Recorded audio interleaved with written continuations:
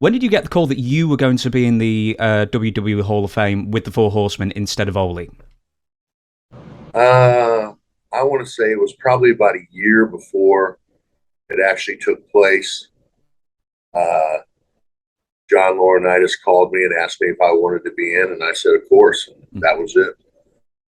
So, do you remember there being any like fallout or anything? Because there was like also a bit of a political game with not having Ole in as well.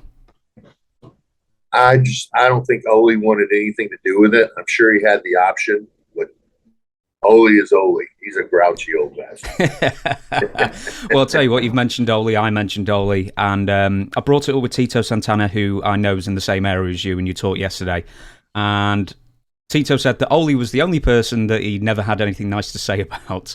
Does that go for you as well? Well, Ole was just a grump and a grouch all the time. So Hmm. I never had any problems with it, but that was just his demeanor all the time. With just demeanor, but how was he as a boss? How was he as a payoff man? Would you say? Well, he was never the payoff guy. He was always just a booker wherever I was, and you know, he was good at booking the matches and all. He was an intelligent guy. He knew what he was doing. Mm. Excuse me, I was burping then. I had a Diet Coke. Apologies. And I suppose as a worker as well, I sort of get the idea that Ole is a little bit underappreciated as a wrestler.